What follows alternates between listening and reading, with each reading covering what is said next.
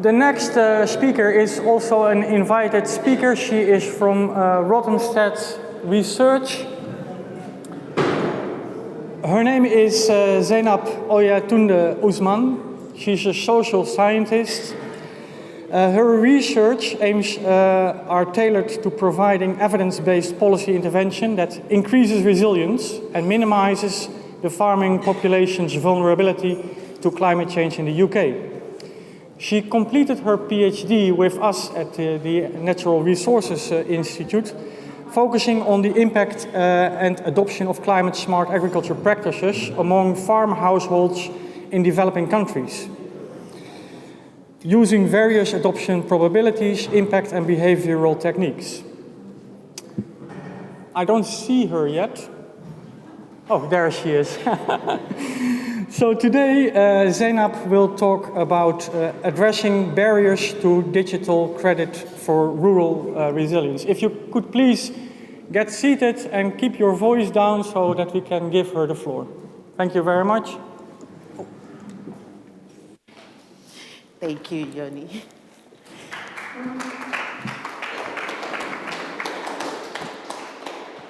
Sorry, so I have to adjust it to my level. Okay, thank you very much for having me, and thank you, Johnny, for inviting me for this. I think the very first time I saw his mail on Twitter, I was wondering what part of my research actually fits into this topic that I could talk about. Then, of course, I'll be discussing one research grant, which is almost at the final phase and could commence soon, on digital credit. Okay, so, and I'll be going through some aspect of credit constraints, conventional credit system, digital credit, and how it's addressing inclusivity, and some existing shortcomings, and a project on co-designing socially inclusive digital credit, some of the proposed framework in this project, and some expected output and outcome. So I would say yesterday we did talk about, we talked a lot about food loss, some post-harvest technologies, and somehow we came to a conclusion on how finance is very, very important in promoting this adoption. So we know that finance is very key for farm households, and in several contexts, there are proofs that credit constraints are a critical limiting factor to adopting a lot of climate resilient practices. And there are also scientific proof that these have consequences on food security, nutrition, health, and farm households' livelihood. Then usually some things about credit constraint pathways that farmers spend a lot on farm and non-farm expenses, especially for agric inputs, food essentials, not food essentials, during the planting season, and usually they go into a negative cash flow. And that's why they have to maybe dip into their credit or savings pot to finance, let's say, adoption of expensive technologies, capital or support capital for farming or some intensive assets. And that's why somehow farmers find it difficult to, let's say, adopt multiple technologies because of credit constraints. So credit constraint is a very huge issue. And here is something about current conventional credit system. It's that we have very informal credit system, savings system in developing countries among rural farm households, but then there are problems of variable collateral, high transaction costs associated with small loans, and cultural bias when it comes to gender. So it's a real big issue that we know that collateral mostly involves, let's say, land, which already we know that women farmers do not, maybe in some context, have access to these lands compared to the male farm households. So there is already a very high bias. So when it comes to credit system, female farmers or vulnerable populace do not usually have access to this current conventional credit system. Then digital credit. In recent years, there has been a kind of huge wave around mobile money, digital credit, And we know it's more like online credit financing platform through commerce platform that has, the potential to solve many of these conventional credit problems. For example, high transaction costs. And there is a lot of supply constraint as well, especially in very rural areas. And even though there will likely be a demand for it, but the supply aspect is a very big issue. The cost and time for transaction is a very big issue as well. Then we know that there are several aspects, established facts that digital credits can promote consumption growth, financial inclusion, and especially female empowerment. So it can also build household resilience towards shocks. So these are like case studies from Asia that have been done about digital credit. Then most very, very, very important and key to this is that it kind of gives a gender, power, and control for loan use. But then we might face similar problem as in conventional credit system if we do not do it right with digital credit. And this is because that for digital credit, the proliferation already, there is also a bias. If, for example, in Kenya seems to be very leading in terms of IT credit and all that. And also in Nigeria, you see that most times digital credit infrastructures, they are for commercial use, for SMEs and all that, and are still, very, very poorly adopted in the rural areas. And there is also existing divide across gender, across rural and urban, and also the wealthy. So digital innovations in finance might face some of these existing constraints, even though we can see that it could solve some of this problem. But there are some problems that we are not looking at that could, let's say, be foundational to people's attitude towards credit itself. So how do we go ahead to build, very good digital credit infrastructure and also promote the financial education aspect? So now we do know that digital credit and kind of improving rural digital credit uptake has to come across that we include the people, the culture, and the society at large. But we don't want to look at the aspect of the technology alone like we usually do, where we do a technology, take it to the people, but we don't consider people that want to use it, what do they have existing?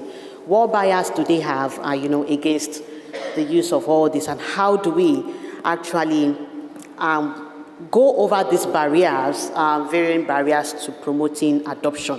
We know that adoption is a very big problem. But what incentives do we need to develop? What product do we need to develop? How do we change these? So these are like most of my own interest in promoting incentives and innovative approach to this adoption. So now there are some passive contexts to borrowing and or skepticism towards innovation, which are underlying barriers that we have not gained so much attention about. And also, how cultural perception of borrowing and innovation, how can it contribute to rural households' decisions to obtain digital credit? Then, the last one is that we have not actually considered how to promote place-based innovations generally, because we need to understand that innovations and adopting them is context-driven. We don't want to say, because it is widely adopted in this place, it should apply to other people. No. So because we are humans and we are different, we forget that there are social and cultural and ethics aspects of our lives that kind of tell us if we should or we should not adopt. So place-based digitalization and digital credit, is very important through co-designing some socio-cultural enhanced digital credit products. So this is me laying a foundation for my argument or for this project. So usually this project is British Academy and ODA funded, final phase of approval, hopefully.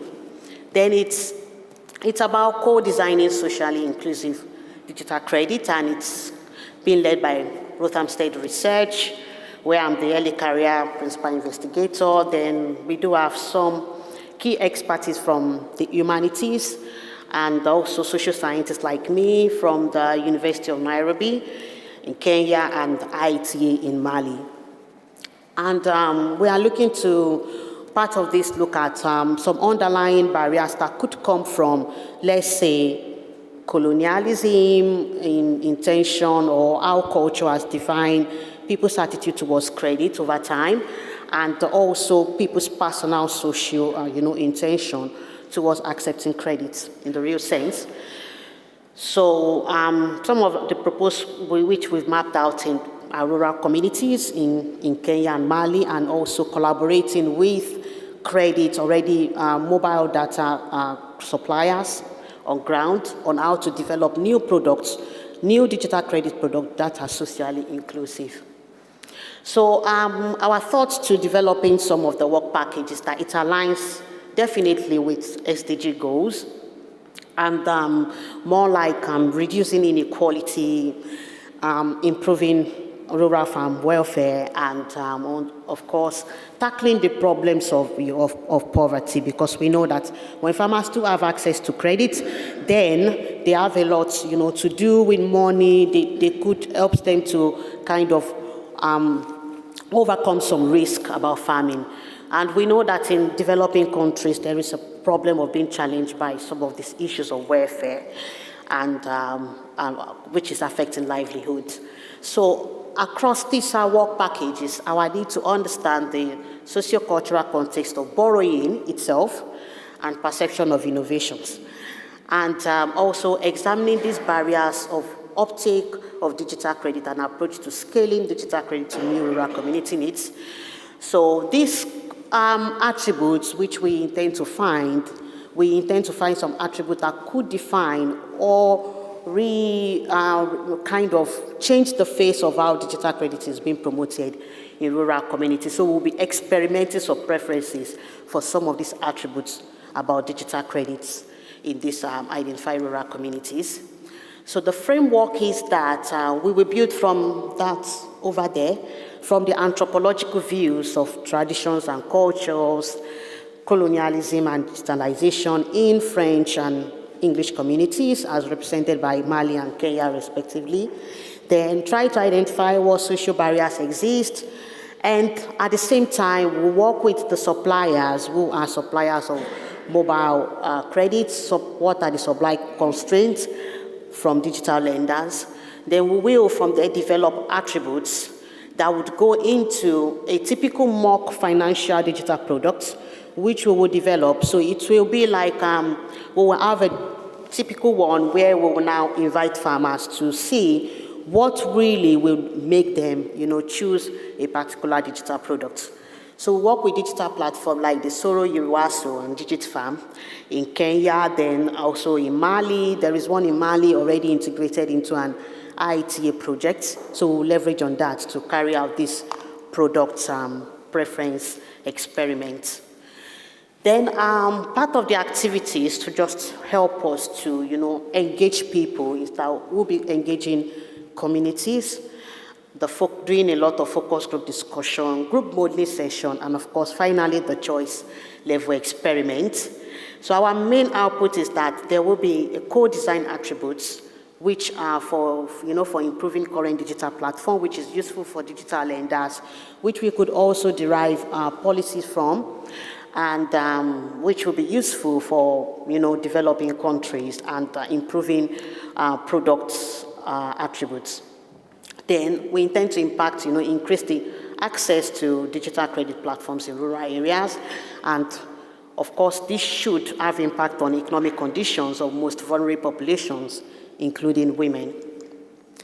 Then the success outlook to improving these products is that new digital credit products, which is socially inclusive, we ensure that vulnerable populations can finance their needs, and also this has huge societal impact. And also there are developed frameworks around improving the access and use and regulating digital lending. So some of the things we intend to find out is that One of the shortcomings of digital credit now is, the problem of having the potential to do harm to people, where I know there are some stories where they have to intrude into people's privacy, get people's phone numbers, and start pursuing you. So all of these could be barriers that we do not know could be affecting, farm households that needs to use this, and how do we, come to a good, appropriate approach to using this. Then also creating awareness of digital platform and cultural appropriateness of use of this, and fostering pathways to reaching wider vulnerable groups. And at the end of the day, it would be able to, impact resilience to varying idiosyncratic and covariant shocks, especially for women farmers. And of course, we all look towards a thriving rural economy, economic development, and reduce inequality. So in summary, this is just for us to understand that digital finance is very, very imperative to rural digitalization and promoting sustainable economic growth in rural areas. And the poor proliferation currently in rural communities compared to urban area already shows a big divide, which we have with conventional credit system. And it will be good that we get it right at this point where we are moving towards, rapid digitalization.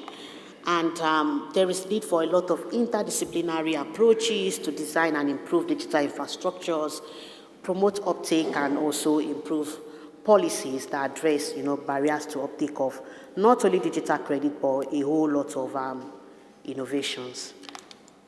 Thank you for listening.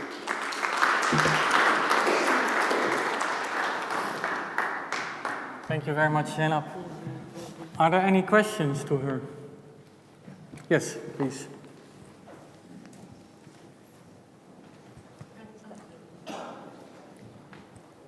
Thank you. This is very basic question from a completely ignorant person on this. So, who is behind the finance? Which entity? Is this a normal bank, or who is borrowing the money at the end of the day behind these digital platforms? Who is behind the? Is this? Who has the money? Where does the money come from? Funding for the project, is that what you're saying? No, for the credit. For the credit, I think there are private digital lenders that set up, digital credit. So some of what they do is that they bundle this credit with some climate smart practices and, let's say, insurance for farmers. So it's not government-led, it's usually private digital lenders. Over there, please.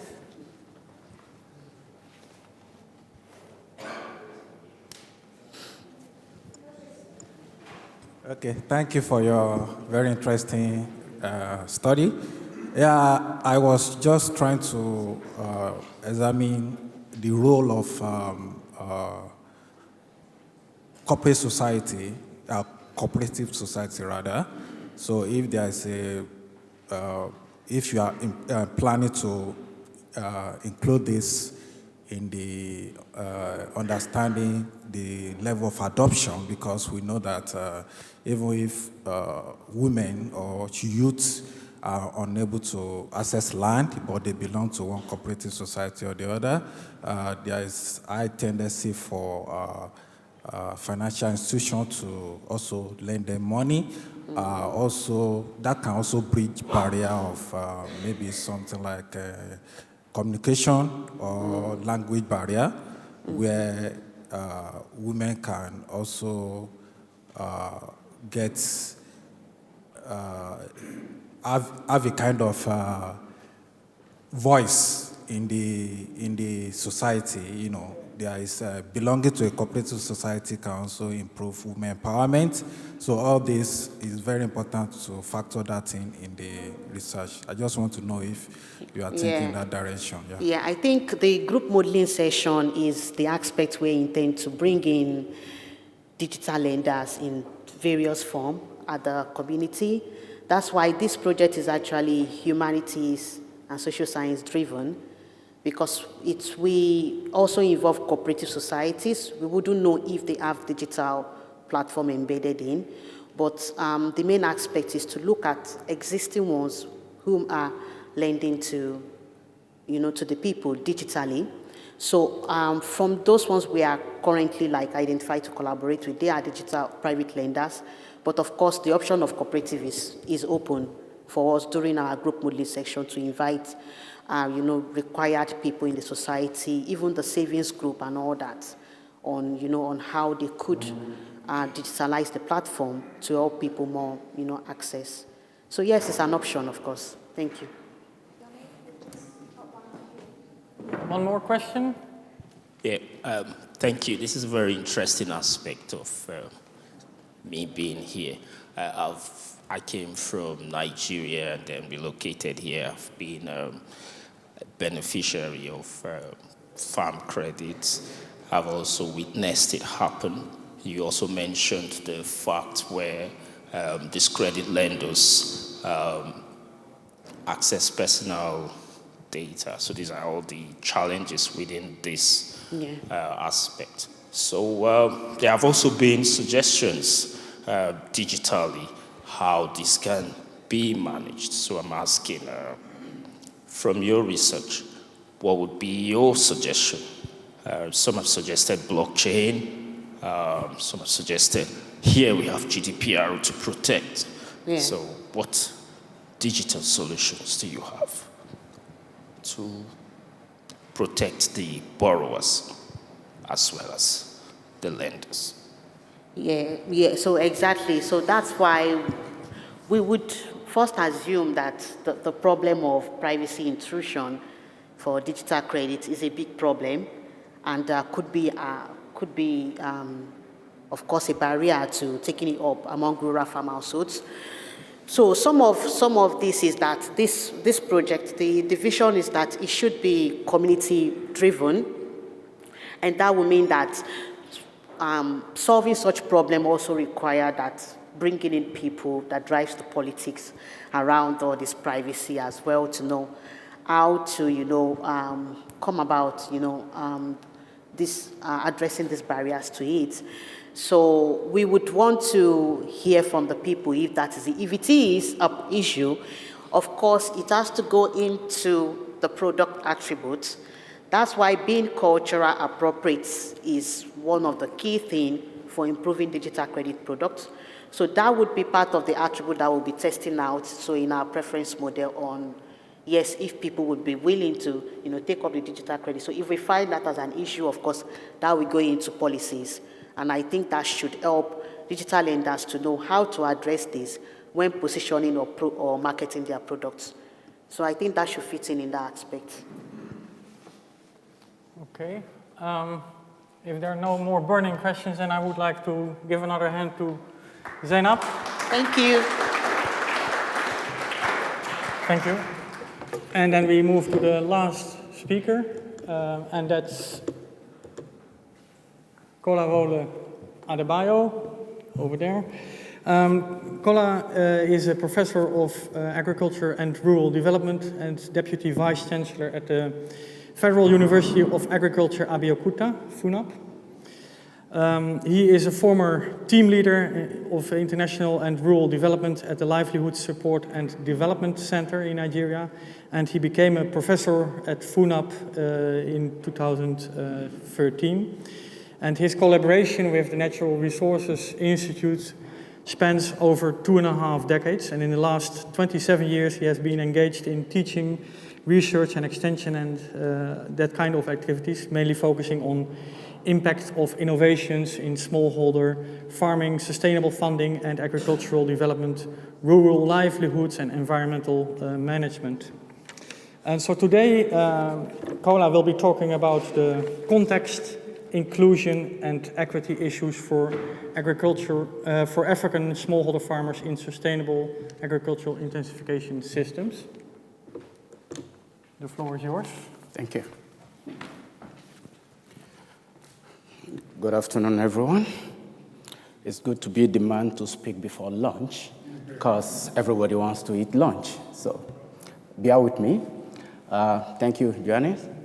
I am going to speak this afternoon from over 3 decades of engagement with smallholder farmers and bring out some learnings that I want to share with this audience.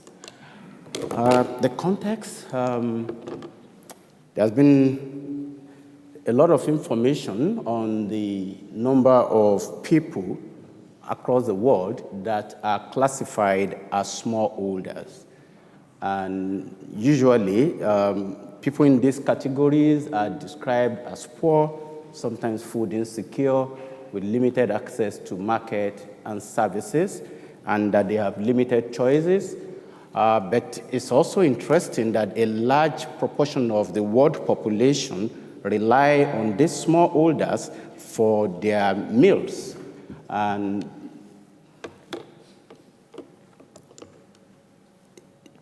in terms of technology use, the group, often referred to as smallholders, tend to be involved in a loop where they use very low input, they achieve low level of yield, they have low income, therefore low ability to afford additional input, and continue within that circle. Yet they've been very resilient and they've been around for so long. Now, in terms of what research tells us is technologically feasible and what smallholders tend to get on their farms in terms of yield, there's a very wide gap. And it is thought that smallholders use more input per hectare. Perhaps that is because most smallholders don't do monocropping or emphasizing mixed farming rather than sole cropping. And because they have small farms, then supervision by the owner is higher, and the relationship between the worker and the owner of the farm is closer. Now, more recently, there are new changes within the food chains of many countries, and this tended to start excluding smallholder farmers from new markets. Because these new markets, these modern markets, require smallholders to possess greater managerial skill, for instance, ability to use e-resources, to be able to ensure continuity of supply. This is already a difficult task because they are smallholders, the yield is small, and therefore they cannot guarantee supply on their own on a very consistent and on a long-term basis. They require to work collaboratively with others. Then there are issues of food safety and certification and quality requirement, which essentially would have cost implications and possibly knowledge implications that many of these smallholders may not have. Furthermore, more of our agricultural research is increasingly becoming private, which means that when I started my work as an agricultural researcher, most of the things we do are public good. Today, to get good funding, you sometimes have to sign non-disclosure agreements, which means that what you produce is for a private company to exploit and not a public good anymore. And so today, we have moved from having seeds that you can keep and use next year to seed companies that have to continuously supply you seed for you to remain a farmer. So should a company decide not to supply you seed next year, you face a new shock. This is changing the dynamics for the smallholder farmers. And of course, that brings the issue of inclusion and exclusion, because participation in a modern market system requires additional cost that's not available to many smallholder farmers. Transportation cost is a consideration that is coming in for smallholder farmers because of their geographically dispersed nature, requiring somebody else to aggregate or pull together their small units to be able to meet the needs of the modern market. Then, of course, their supply is small and inconsistent, And all of these challenges keep excluding smallholder farmers from modern and possibly more lucrative markets, including what we call organic markets today.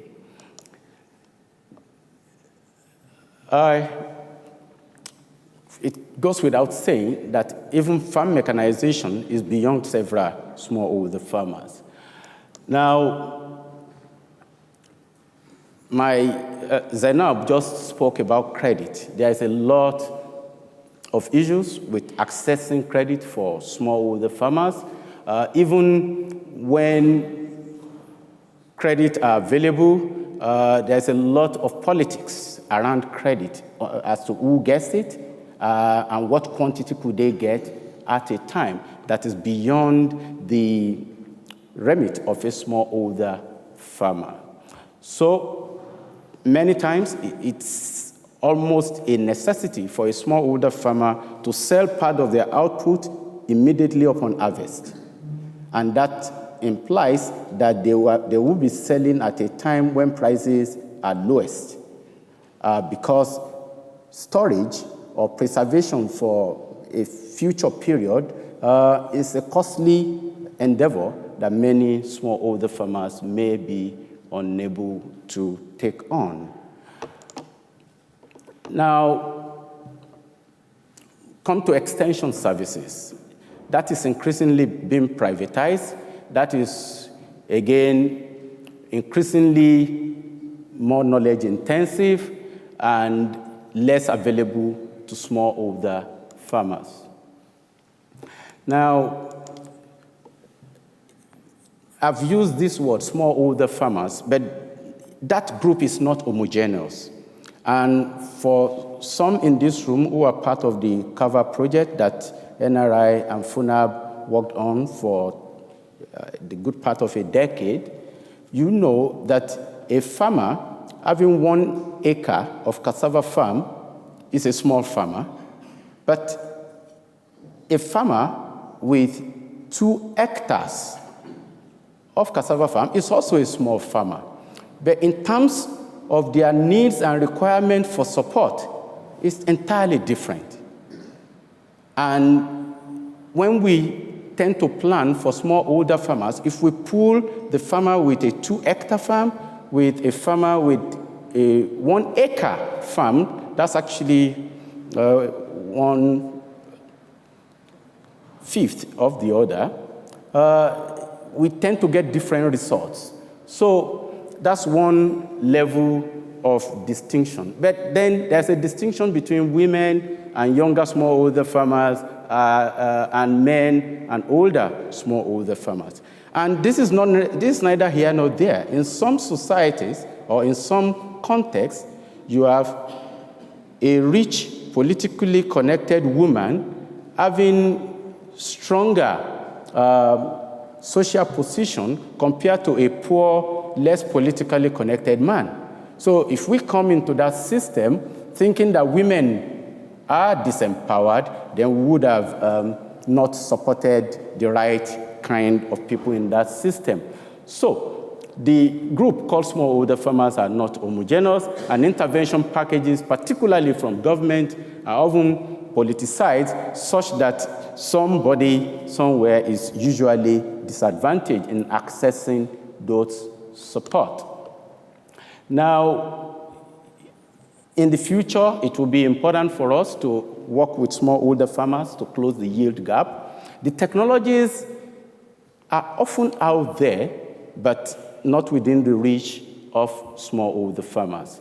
And the technologies that I think many smallholder farmers require in the context that I've worked are those that tend to increase labor productivity, because many young people tended to avoid the tenuous work that agriculture has come to be associated with. Experiences with cooperative as an aggregating center among smallholder farmers had also yielded variable results. There have been some positive, there have been a lot of negatives, depending on the social context within which those cooperatives are operating.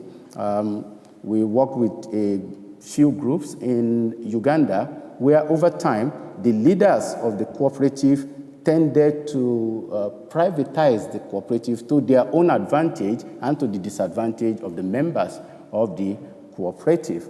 These kind of experiences are common out there, and when we intervene in this system, we need to do it carefully and in specific social context.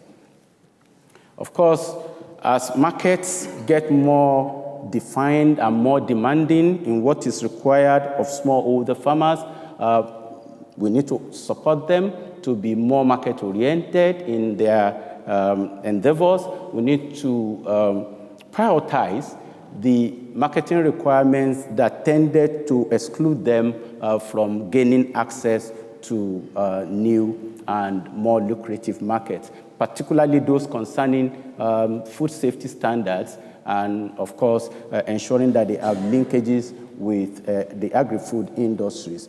I'm aware that several Nigerian farmers tried to enter into the global market for yams and failed woefully, because by the time you pull together yams from several smallholder farmers, there is a mismatch in the quality of what you are delivering, and of course, that cannot give any guarantee to large-scale buyer, either as an export commodity or as an industrial raw material. Now, smallholder farmers' decisions and directions in which they look for solutions can be influenced by government a lot. Government policy can shape the way they make decisions. And the more we understand this, the more we realize a burden on us to help government take the right kind of decision. And that is difficult, I admit, because there are factors beyond science in guiding governments to make critical decisions. Latif is here with me. He will bear witness, and many people in the room will bear witness, that for Nigeria, a country that is the largest producer of cassava, making cassava inclusion in flour a policy have been almost impossible, because there are vested interests in government to say that this would not happen, despite all the science, despite all the innovations, despite all the obvious advantages that could bring to the smallholder farmers who dominate the cassava sector in Nigeria.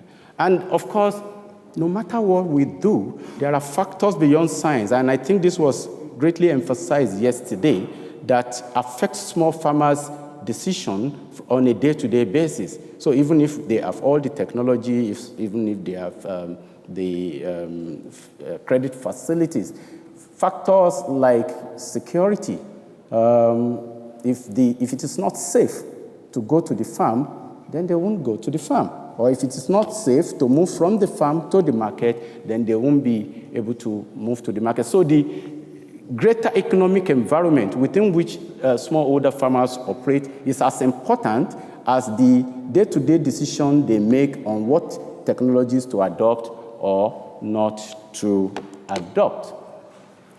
And I will leave you with these few highlights, that increasing labor productivity is going to be important in the long run. Investment in rural education. We know that the world is growing a lot into e-technologies, high technologies, global marketplace, where those who are unable to read and write find it more and more difficult to operate.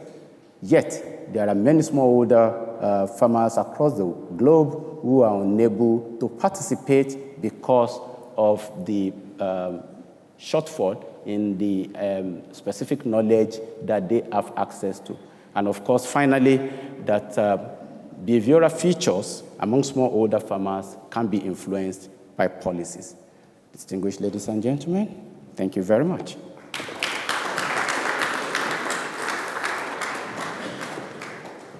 Thank you very much, Kola, for keeping the time so well. That means that we have 5 minutes for questions. Let me ask someone else before who has not yet asked a question in the back. I don't see who it is. Oh, we have many questions, so that's good. Yes, thank you, Professor. I'm Julius from Uganda.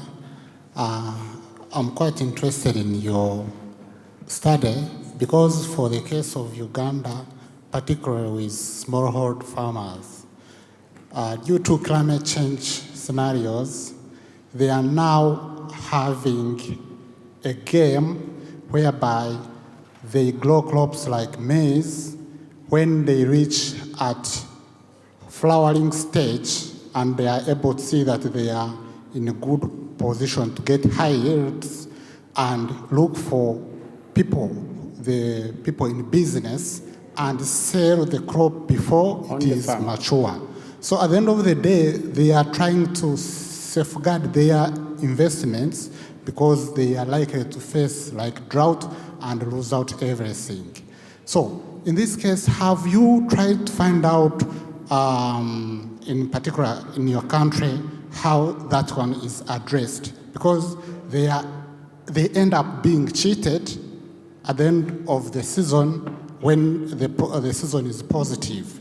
But on the other hand, the people in business community, if there is drought along the way, they lose out. So how best can we look forward to fill the gap so that both parties can be insured, like having like insurance scheme to come in and intervene? I thank you very much. Thank you. Could you perhaps summarize the question shortly? Okay. His question is about smallholder farmers deciding to sell their product before harvest, for instance. So you have a plot of maize, and for some reason, a few weeks to maturity, you'd sell to someone else who would then take on the harvest and market it thereafter. That applies not just to maize, it applies to cassava, it applies to yam at the smallholder level. At that level, for many of them, it's sometimes a compelled decision that they have to make. Just before the harvest period is usually the time that the smallholder farmer is poorest, because having relied on whatever was stored from the previous year, having cultivated and waited for maturity, sometimes they become stressed enough to want to liquidate that farm before harvest. So you are right, it's a risk.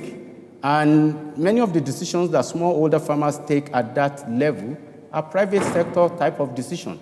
Do I minimize my risk and sell now, or go on an longer plot with my family for 2 or 3 weeks and then sell? Again, not sure whether there will be a drought or whether there will be fire or whether Boko Haram or any of the security threats will come in those 2 weeks. So these are all factors that influence the decision of a smallholder farmer at that point in time.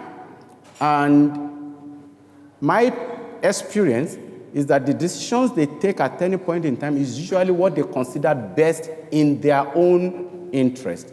And those of us who work on the cover project would say something like side selling, particularly when they have contract farming.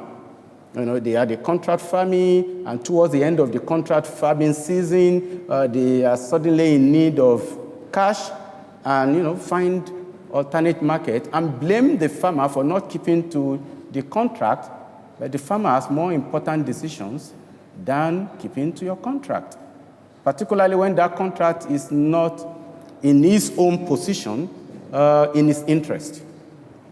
We can discuss further on that in the course of the day. Okay, maybe one more question for Professor Kola, and then perhaps other questions for previous speakers, perhaps. There was one in the back, right? No. Yeah, okay. You first, please. Sorry. Thanks, Professor Kola. This was really, really interesting. My question is there enough documented research evidence on this smallholder farmers? Do we really understand who the smallholder farmer is, what the smallholder farmer needs and what the smallholder farmer does not need? Or is it a research priority for consideration? Thank you. Is there enough research on smallholder farming system or smallholder farmers to be able to make any far-reaching decisions? That's a tough one. Maybe I would hazard to say maybe there is not enough, but even what there are, a lot are undocumented in peer-reviewed journals. A lot are unavailable on the website. Many are in gray literature. Many are more experiential than evidential. So you have a lot of people in development work who had worked with smallholder farmers but are not documenting their experiences for the peer-reviewed colleagues. So to understand more about smallholder farmers, we need to read more gray literatures and maybe have more discussions among development workers who are not necessarily academics to gain more insight into what is happening within that space. Thank you. Okay. I now open the floor to broader questions to other speakers, but also still including Professor Adebayo. So if there are any more questions, please. Sorry, my question is for him. Sorry. No, I was a bit surprised when you said that increasing labor productivity can create employment, because what we have witnessed, at least here in Europe, is totally the opposite, no? That all introduction of technologies that increase labor productivity have favored, you know, the reduction of employment in the agricultural sector, in primary production. That's one question. And the other one is more, so you are proposing some issues based on market-based solutions. And here we are, there are new initiatives here also in Europe to, which is more from this human rights-based perspective I was mentioning before, like enhancement of public procurement. So it is the state or the local governments, or different governance levels, which are encouraging buying from small farmers. Like there are experiences also in Brazil where they had 30% of the food that was provided by the governments had to come from small-scale farmers. So, or for instance, now in Paris they are experimenting with the social security of food, which is more or less the same idea than the social security of health, and it's in which it is more focused for ensuring the right to food for vulnerable people, but based at the same time on buying the food with the carts from small-scale farmers. So it's a win-win solution, but it still is. So it creates more a more prominent role, of course, of public administrations at different levels, local, regional, or state, and it's not only market-based but also human rights-based. Thank you. That's yes, that's feasible. That's doable in certain contexts, and I guess the main risk when government or government agencies get involved in these processes, which again does not isolate the private sector, is that of exploitation by government officials or by middlemen. That's a real risk for smallholder farmers. At the end of the day, farmers do take these risks because they have no choice. Even when there are programs to protect them, such programs are often, again, politicized, and some people may not benefit because they are on the wrong side of the political divide. But as you said in the morning, the factors are many, and there is no one solution fit all when it comes to smallholder farming systems. Okay. Are there any other questions? Not only to Professor Adebayo, but also to other speakers, perhaps. Yes, please. Unfortunately, That's okay. That's okay. yeah. Thank you so much. It's again a very good addition to what we have gained today and yesterday. You've been talking about cooperative farming. We have farmers' cooperatives in Ethiopia, and I think that created a kind of question in my mind. Like in Ethiopia, farmers are coming together to improve their negotiating power while procuring inputs and selling their outputs. They don't really do much on farming as such, because they are heterogeneous and they do have different land size, different economic status, and so on. And for that reason, they really don't combine, and go to mechanization and that sort of things. So in your context, when you said, cooperative farming, I mean, do farmers over your study area did some good experience on the farming itself that we can take as a lesson? Thank you.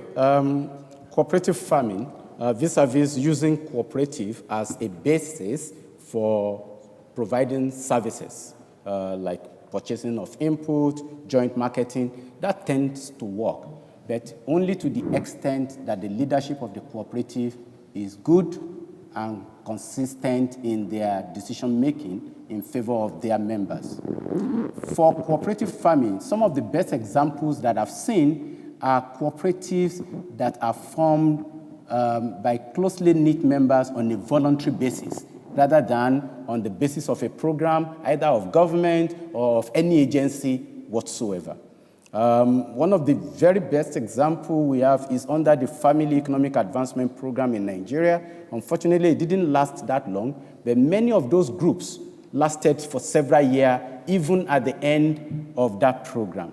Why is that? Most of the groups are family groups that have grown to become registered associations and have common interests within those family groups. And their land holdings are contiguous enough to be able to come together to do land preparation, to do harrowing, to do plowing.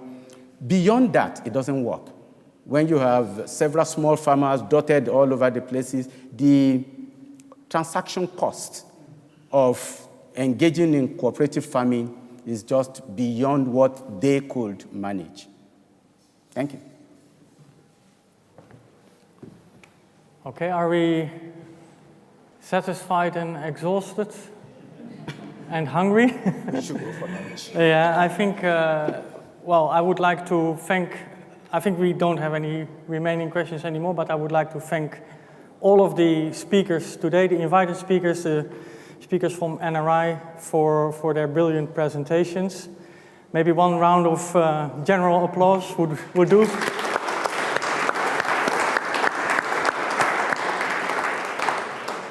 I think we have had many interesting talks. It's extremely difficult to talk about sustainable agricultural intensification in Africa because of many reasons. The continent is huge, highly diverse, and also even what sustainable agricultural intensification is about is often, well, a topic of discussion, of course, and it can be in very in plural forms. So there are many ways to go for to get agriculture more sustainable.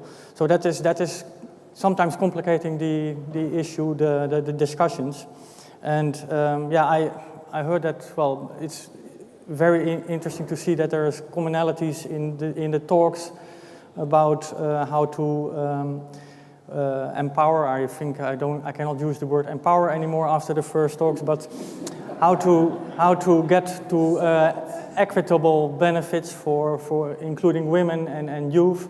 Yeah, there's lots of common understanding about that, which is really good to see. What struck me is that there's quite a number of sort of more generalized statements, like, yeah, credit constraints are limitations for sustainable agriculture intensification, or like smallholders are, well, a lot of statements about smallholders as well. And I think what we also need is to try to find the data that actually show that, rather than making these kind of statements. And again, it's really difficult to make those statements because Africa is so highly diverse. So I think I've talked enough. You are all hungry, so I would like to thank you all for your attention and for the interesting questions and for the interesting talks. And well, bon appetit for lunch.